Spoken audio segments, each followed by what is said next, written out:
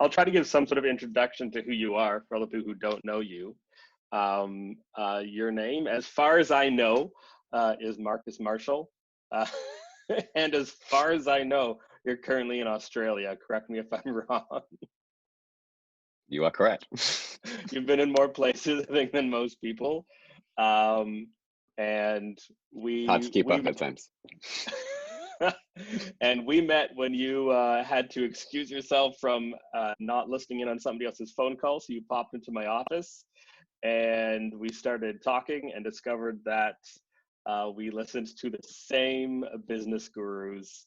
And literally after a 4-hour conversation about like the geekiest, nerdiest marketing conversation you can have, we were like, did we just become friends? I think that's Yeah. that's the correct version. All right. And then That well. Yeah. now the funny part is that you moved away from Ottawa a while ago, but now I guess the ability to talk to you is the same as every other person in the world that I'm not allowed to see in person. So, Yeah, no, that's true. so yeah, I asked if we could do this because you have a fairly interesting life, or have had an interesting life. I don't know if the rest of your life will be that interesting. I hope that in some ways it is, and in other ways it's boring and normal. Oh, yeah. I have a feeling at this particular stage, my life is going to be quite interesting moving forward, with a lot of boring and normal. But that's great. So obviously, you're either really good at accents or you're not from Canada. Where did what's a bit of your life story? Let's back up because I can start bringing up stuff right away. But where did you grow up? And do you have a short version of how you ended up in Canada? Because I know the 2-hour version. Yeah, so we don't have time for that. yeah, if we want to actually get to some decent stuff, then yeah, we don't need the 2-hour version. Yeah, I was born in Bradford, city in the north of England that no one's ever heard of. So 5 hours from London for everyone that actually cares, and pretty close to Manchester, Leeds. I was born there and grew up there for most of my life up until 17, and then from there I moved actually to Canada and spent a little bit of time living in Toronto. And yeah, long story short, didn't work out the way I wanted it to work. Left, went and traveled around Europe and lived in a few different places, and always had this fascination with the idea of going back and rewriting my Canadian story. And the first time I got an opportunity to do that was back in 2017, like 5 years later. So I flew back to Canada and ended up in Ottawa, of all places. Yeah, I'm sorry. There haven't been too many like epic stories that ended up with, and then I was in Ottawa. And there was ice Yeah, and so snow. yeah, I have the I have the London, Paris, Barcelona, Madrid, Toronto, Ottawa. Yeah, it's interesting. I can even add Melbourne now, which is where I'm at the moment. All wonderful cities, and then Ottawa. However, Ottawa has its own charm. No, it does. I actually love Ottawa. And that's coming from someone who grew up in Vancouver, and Vancouver is obviously beautiful, and ridiculously gorgeous.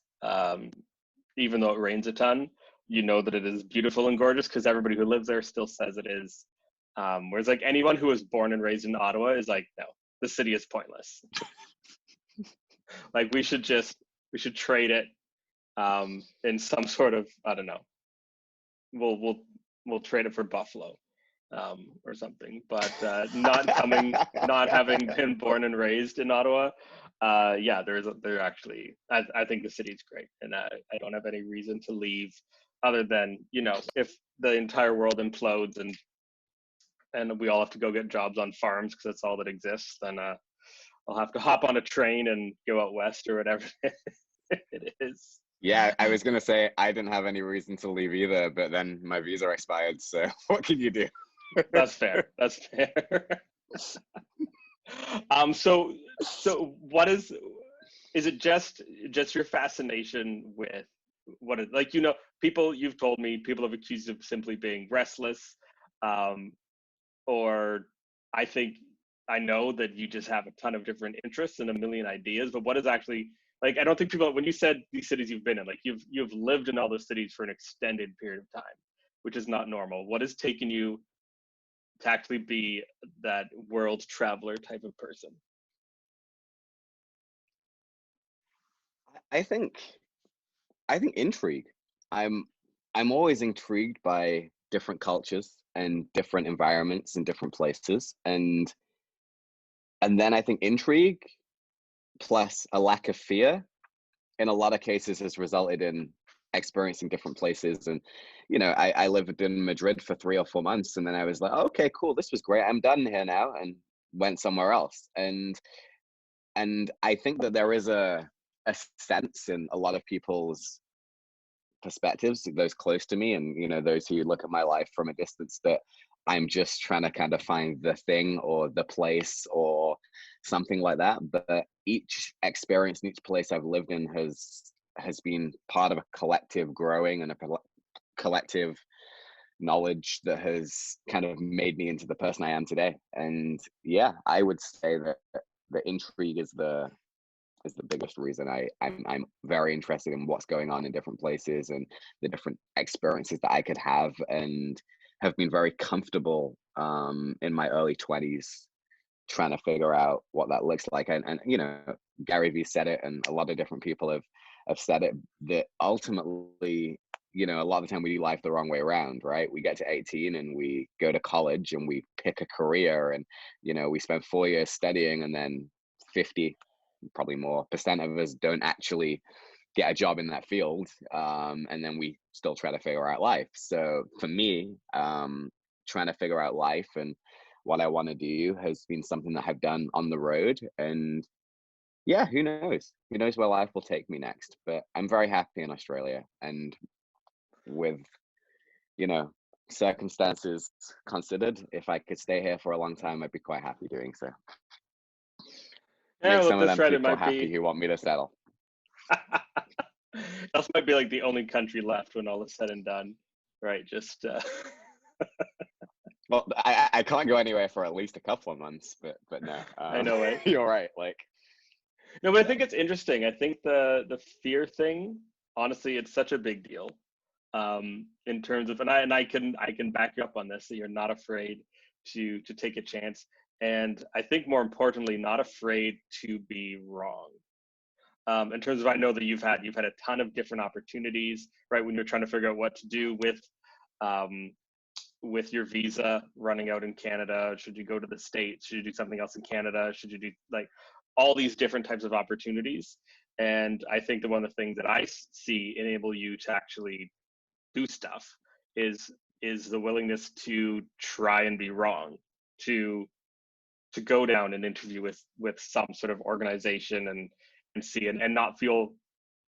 I think a lot of us we're embarrassed to even try because what if we're wrong? I know that's happened in my life, right? Where you go, I think I want to be whatever, and then we're actually afraid to try it because what if I go through this whole process and I apply for this job and it gets to the end and it turns out that I don't want it? Um, I actually like I'm afraid of that process of telling people, yeah, how I said I'm going to go and do this whole thing and try this whole whatever. Um, Figured I didn't actually want to, and that's a fear, and I don't think you have that fear. yeah, no, and I think there has to be some wisdom exercised always.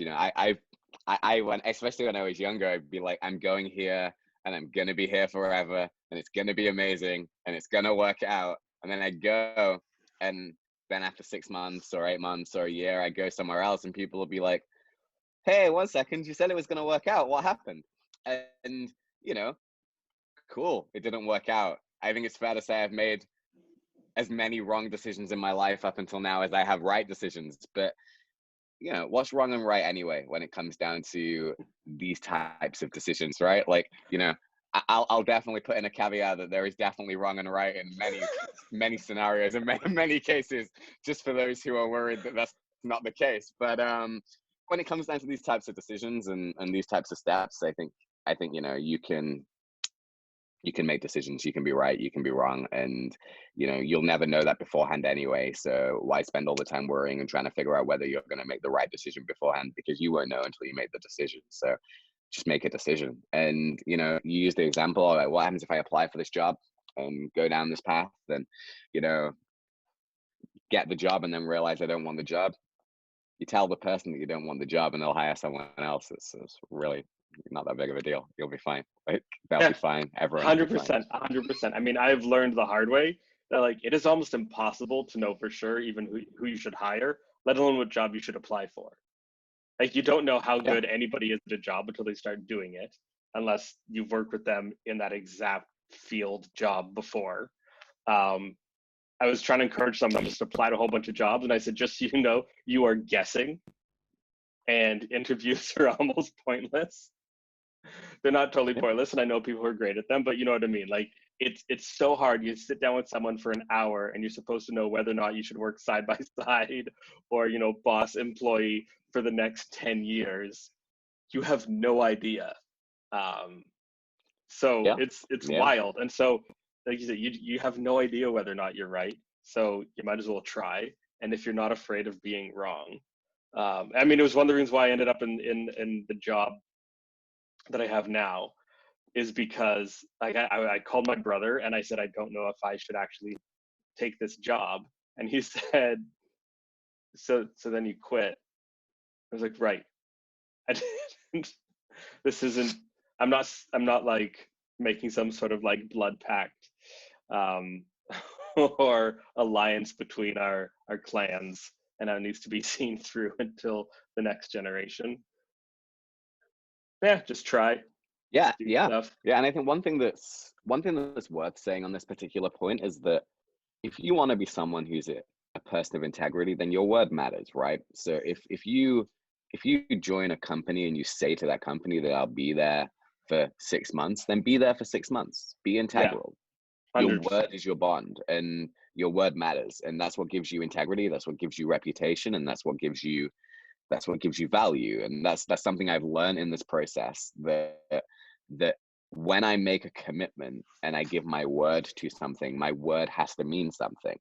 And therefore, in most cases, when I've been moving more recently or taking decisions more recently, I just don't give as many commitments. You don't have to say to the person or to the company, I'll be there for 2 years. You can say, okay, I accept the job. And then if you change your mind, you change your mind. That's okay. But if you make a commitment, keep your word, because I think that is important. And that reputation of being able to keep your word when you say something is what means that when I call you, I can trust you, that your word has value. So Yeah, and also take other people at their word, I think is the flip side, right? So when I talk to someone and they go, well, I've been at this job, I'd feel really bad quitting. And it's like, again, well, what's their commitment? What's the deal? If they ask for 2 weeks, like you said, if you told them 6 months and it's a 6-month, you're going to be there until June, till September, until you put some date on it, then you follow through. But if they didn't ask you for a commitment like that, then you don't owe it to them. We make up these things. We put pressures on ourselves, I think. And sometimes we want to leave a situation and we don't realize that they want us to leave that situation. And if we just talk to people about it, then it's going to be fine. Nobody wants to be like, if I was like, hey, I'm going to sail all the way across the ocean, and you're like, hey, yeah, I'm going to come with you, it's going to work out. And then, like, right before, you're like, you know what, I just realized, like, I hate sailing and this is going to be miserable. And what most people do is be like, well, I said I was going to go. And you know what? I would much rather you tell me you don't want to than be stuck with you in a boat crossing the Atlantic for 6 weeks. Yep. So Absolutely. just honesty. So when I texted you and asked if you would do this, I said, because I think most people would assume from just a few minutes of seeing you that you're a fairly positive person. But you have a pretty cool story that I referred to as from whiny to shiny, uh, in Mhm. terms of how you became the person that you are. So would you mind sharing that story of how you really, I don't know what the word is, um, you changed in a big way in terms of your outlook on life, and you haven't had an easy one, and yet you are a rather positive, obviously can do type of person, seizing life by the proverbial horns. So, do you mind sharing? Yeah, what I thought I'd do is that I would actually use my experience in life and some of the realities of what I've gone through to give you some pointers, and the people watching some pointers on things that they can do to actually take the steps to transform from whiny to shiny, as you put it. Like, because that way, rather than just telling you my story and being like, hey, that was a nice story, Hmm. thanks for sharing your testimony, it was wonderful, I loved it, it really encouraged me, I don't have a clue what to do in my life to become positive or to be able to take some steps to actually practically apply that in my life. I just thought, hey, do you know what, why not give you some practical steps that I took along the way that helped me get from A to B. Um, so yeah, I have a few points, and feel free to just ask me some questions about them as we go along, and maybe press into different parts of my story that you're aware of, or something like that, and we can kind of have a conversation on it that way, if that Yeah, works for you. yeah, yeah. That's great. Cool.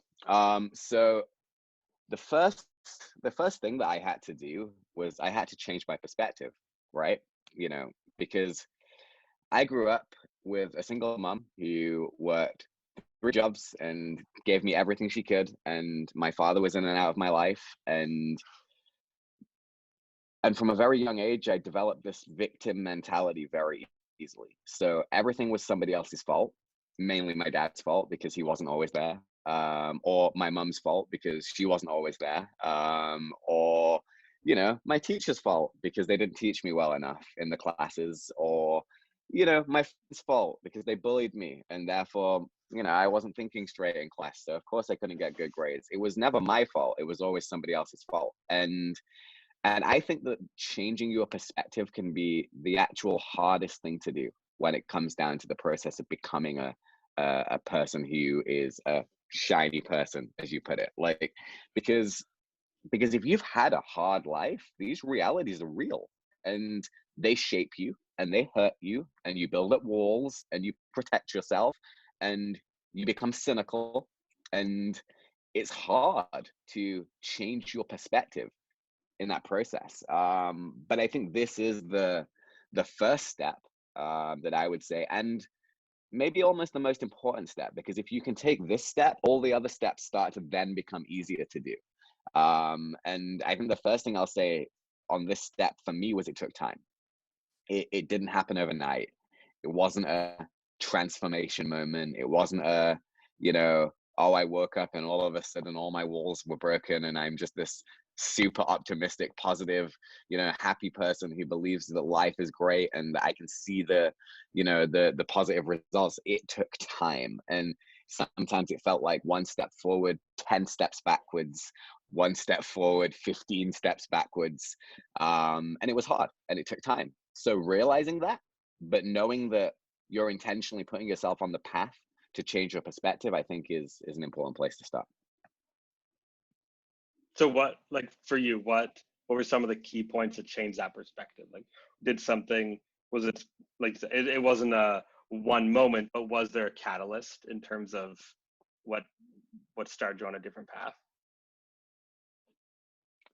So for me, I think I have to say that most of my ability to change my perspective has been rooted in my faith and my Christian values, because a lot of the ideas that I had about myself would be things like I am a victim, right? Or I'm disadvantaged based on the color of my skin, right? These would be ideas that were so deeply ingrained in me. And the only way I was able to break them was to constantly remind myself over and over and over again that I have a higher truth, than the one I currently hold, or that there is a higher truth than the one I currently hold. Whether or not it's my truth yet, whether or not, my truth yet, or, whether or not it's been something that I've chose to live in or walk in yet is the question. But to me, the idea that I'm a victim, the higher truth was that Christ made me in his image. So which one am I going to believe? Am I a victim, or did Christ make me in his image? And I took a path from going from I'm a victim to Christ made me in his image. And, I'm disadvantaged based on the color of my skin. It's a truth for a lot of people. And in reality, it's played out as a truth for a lot of people. But the higher truth, or the higher reality, is that God has given us everything we need for life and godliness. That's what it says in scripture. What's my higher truth?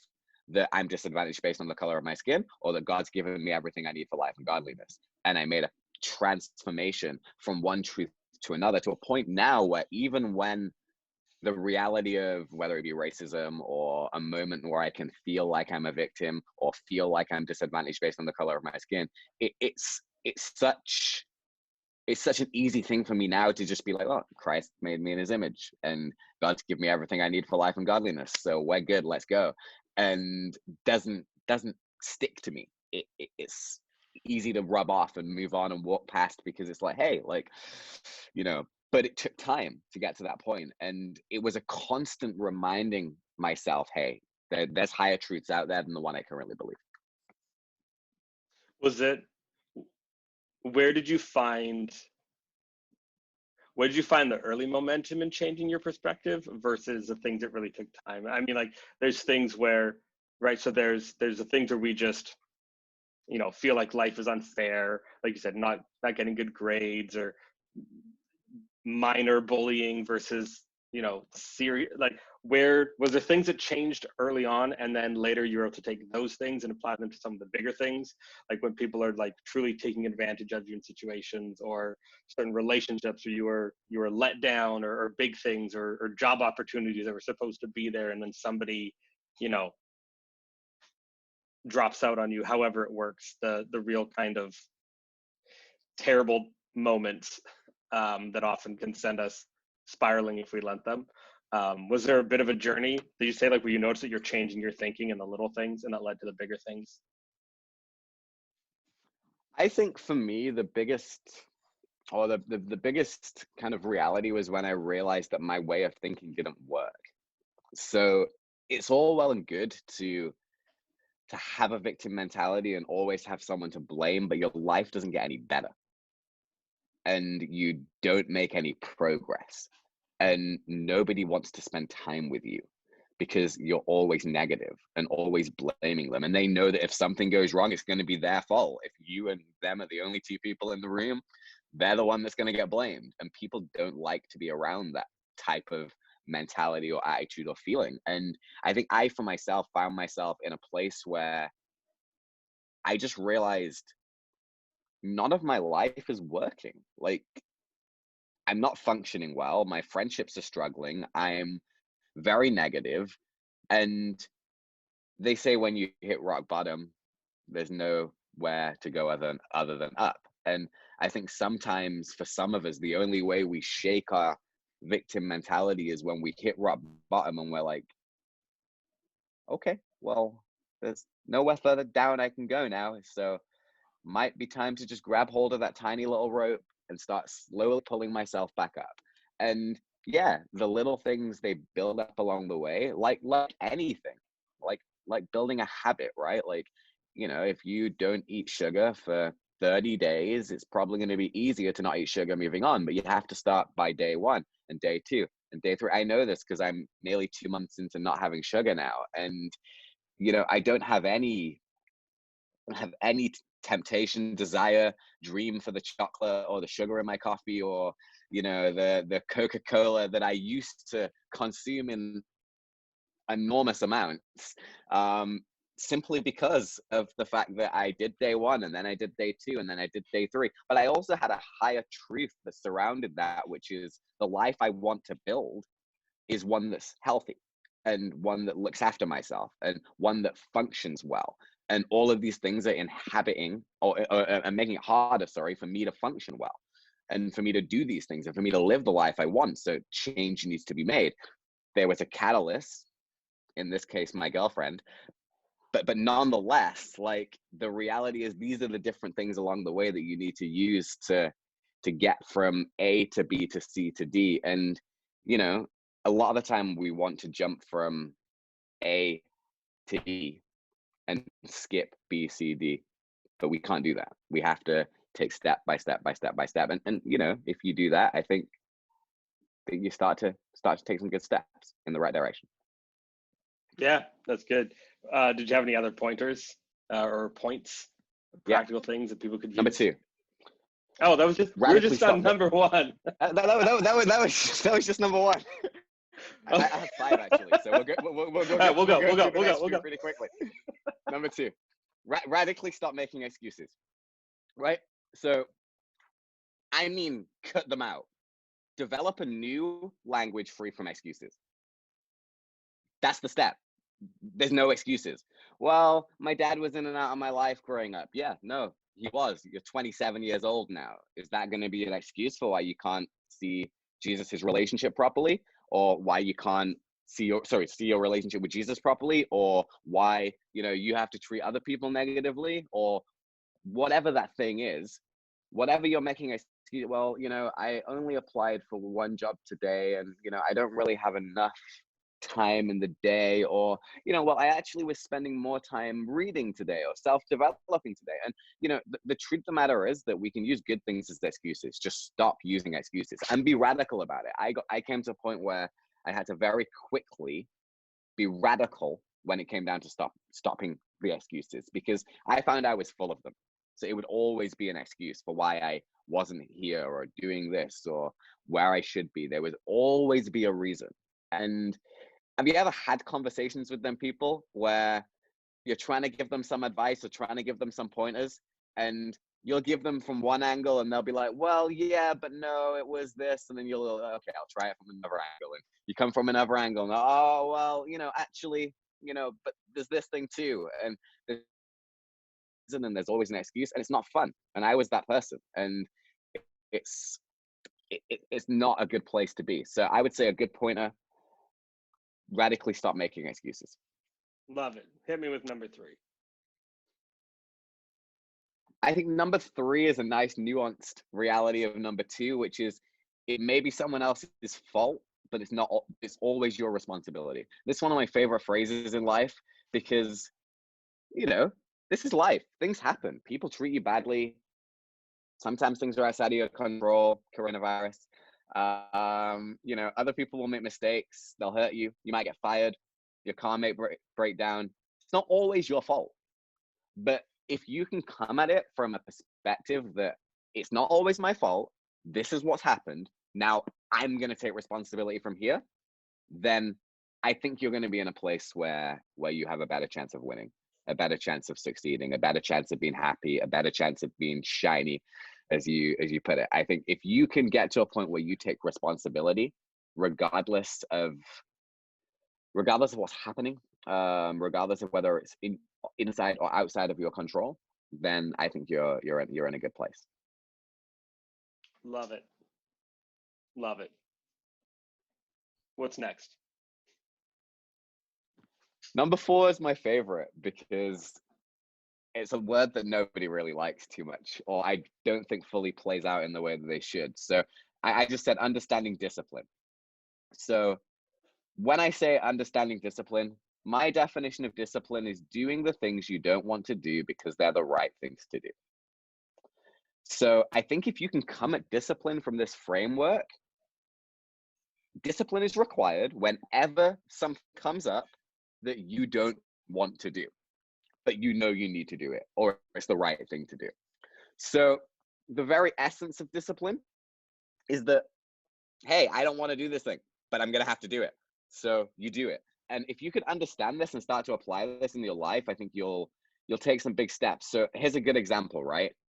And I think it's a problem we have as millennials, because we like phrases like follow your passions and love your work and all of these wonderful things. And I'm not saying you shouldn't love your work. What I'm saying is that to get to a point where you can love your work or follow your passion to a reasonable extent, you have to do a whole bunch of little things that you don't want to do or that you don't enjoy doing. You have to be disciplined. And I think a lot of the time we throw the baby out with the bathwater after 6 months because, oh, you know, I'm just not loving my work, or I'm not just enjoying it, or I'm not, you know, it's not my passion. And it's like, well, you know, did you think that thing was going to happen in 6 months or like a year? Like, sometimes we have to do things. And, you know, the very essence of work is that they assume you're not going to enjoy it. That's why they give you a paycheck. You know, you come to work, we give you money, we assume you don't want to be here, so we pay you to be here for a certain amount of your time to do the things we know you don't want to do, but we pay you well enough so you do them to a standard that we're happy with, right? That's work. Work is toil, and toil requires discipline, right? So yeah, I think the ability to be disciplined and do the things that you don't want to do, even though you know you don't want to do them because they're the right thing to do, is the fourth point. Yeah, I'm just gonna cut that one out. I don't want to think about discipline. Tell me the things I want to hear, not the things I don't. Come on, man. All right, what's your number 5? That little segue there leads us quite nicely into number 5. Number 5 is every now and then, keep listening to people you dislike and dislike what they say. So every now and then, take the time to listen to people who you don't like what they're saying. So yeah, well done. You just put it in play. If you don't actually cut the segment out, like I guess now I'm stuck. Yep. What can you do? The reason this is important is because a lot of the time your dislike for it isn't based on the person, but it's simply based on what they're saying. And the best example I have of this, as you well know, and as the reason we connected, is the story of my, I'll call it, interesting relationship with Gary Vaynerchuk. And for those of you that don't know, Gary Vaynerchuk is an entrepreneur, business marketing guru, as Josh put it, who we actually bonded over in our first meeting, and talked about a lot of his different stuff and his advice and things like that.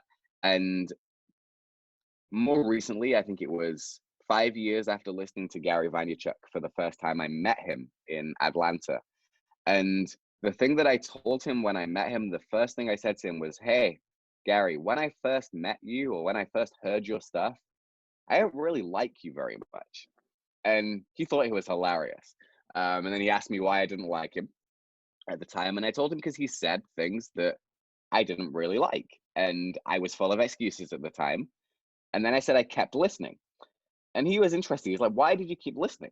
And I was like, I kept listening because I knew you was right, even though I didn't like what you were saying. And I think once you've gone through these processes of suffocating excuses and changing your mindset and instilling discipline into your life, you can get to a point in which you can hear something that you don't like and it doesn't feel right and it grates against you and you feel uncomfortable, but you know it's the right thing. So you keep listening and you keep taking that advice and you keep taking steps towards developing yourself and changing yourself with what they have said and applying it to your life. And for me, you know, I got to tell Gary Vee 5 years later that he completely changed my life. And he's been one of the biggest influences in my life over the last 5 years. And a lot of that was because I got to a point where the first time I heard him, I didn't stop listening. So yeah, that would be number 5. Keep listening every now and then to people whom you dislike what they say. I think Gary Vee, one of the things that actually he says a lot, which sums up almost all of your other points, is just why. Right. So when someone gets up and says, "Hey, I got this business and we were going to do this. I don't know, but I, you know, like we can't do this, or I whatever it is." Again, some sort of excuse for why their business can't grow, or they whatever it is. And they'll be talking. He always just says, why. And it does. It Yep. leads you to either saying, okay, it's because you don't want to take responsibility for the fact that your company is struggling and you need to figure it out, or you don't, or your life, you want to blame somebody else for the reason why you're in the situation you're in, and just all those things that you don't have the discipline, and it's that just honestly that question why.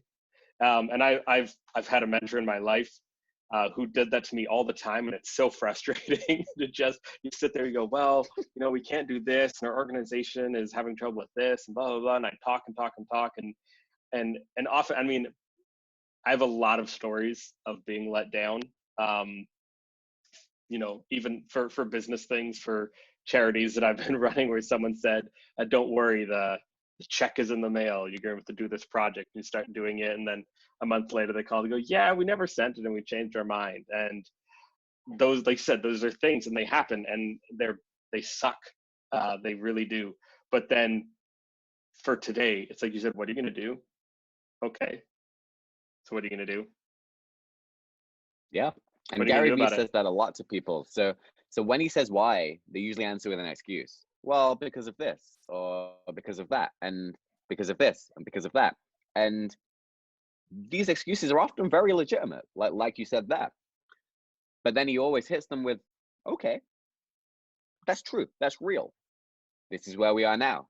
What are you going to do from today? And an excuse loses its weight when you're still continuing to use it after the fact, right? So at that time, of course, it's hard, it's tough, it's difficult. 3 years later, it's just an excuse. And maybe a very legitimate one, but still just an excuse. And getting to a point where you can orientate yourself and say, okay, this is where I'm at. And this is my life right now, today, in this moment. What am I going to do? And then if you can have some fundamental principles in your life and values in your life that are positive, that you believe in, that, guide you, then I think that helps. Like I say, for me, that's Jesus and the gospel and my faith. And that orientates me and anchors me even when I'm not feeling as though I'm happy with life or enjoying life or things are going well. And for me, that has been such a great freedom in my ability to go from whiny to shiny. So yeah, And just to I clarify, I love the think, but phrase. It's cool. here's why I think of you as a shiny person, and maybe it doesn't. That's not what people would be thinking of when they hear someone being shiny. But what I mean is that the ability to bring life to a situation, the ability to bring a type of positivity that's not positivity for just positivity's sake. It's not just looking on the bright side. It's saying, sure, what can we do about it? What are we going to do? And we had so many of these conversations over the past couple of years, right? Talking through different projects and ideas. And it's the attitude that I love of just saying, okay, here's an idea, or here's a problem, or whatever it is, and going, well, what can we do about it? And that brings light to the world and to relationships. And so thank you again for being a positive influence on my life over the past few years, and hopefully the world continues and we continue to be able to do things. And I think this is just such an interesting time, mostly because we don't know what the future is going to look like in a lot of different ways. And so I think it's important for us to realize that, like, this is rough, and there's going to be a lot of things that are bad and a lot of pain, but it's not being stuffing it or just looking on the bright side to say, okay, well, what are we going to do tomorrow? And in fact, I think that you need to actually accept the fact that it's bad. I think if you're only looking on the bright side and looking for the positive, you'll actually have a worse time, because you have to acknowledge the I forget how you said it, but like how there's always excuses, there's always reasons, there's always stuff, but it's your responsibility. You can't take responsibility for what you're going to do unless you're being realistic about the situation you're in. So Yeah, it's not always your fault, but it's always your responsibility. so yeah, we need to be honest with ourselves about what we're all going through, about what's going on with our lives, our families, our businesses, our world Yeah. economies. Um, but if we're realistic about it, if we say, yeah, this is where it is, this is what's happening, then we can make some plans for tomorrow. Yeah, and we have a lot of time to make plans for tomorrow. I know I've there's spoken to you more in this last week than I've spoken to you in the last 6 months. Like, you know what? All I want out of this, if people talk about the change they're going to make to the world, we need to get rid of commuting. What a giant waste of time. And I don't mean that we can't travel for work, but at least it needs to be like in all those cartoons or the futuristic videos where you like hop in the pod, it just takes you where you need to go, and you don't have to sit in traffic and drive. We have to at least come out of this with that. to be fair, you do live in Ottawa, and the public transport is not great. Yeah. Yeah, this is the only time now that there is zero people using it that it's on time. Anyways, thank you so much for doing this, and I hope that people got some good stuff out of it, and I hope that people follow you. I'll throw your social in the description as they can follow you, because you're not just someone who thinks about things, but you are a fascinating writer and you do all sorts of interesting stuff. And I'm gonna have to. You got to text me something or email me something to put in here that's like the #1 Gary V content. If people are going to ease their way, if people are going to ease their way into to the Gary V, the Gary Vaynerchuk world, you're going to have to send me something and be like, this is the absolute best.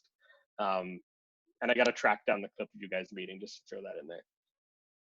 Yeah, no, sounds good. Sounds good. I'll send you something across. Right. Probably going to be a baptism of fire if you're not used to it, but that's fine. Like, it's worth it. Just keep listening. Awesome.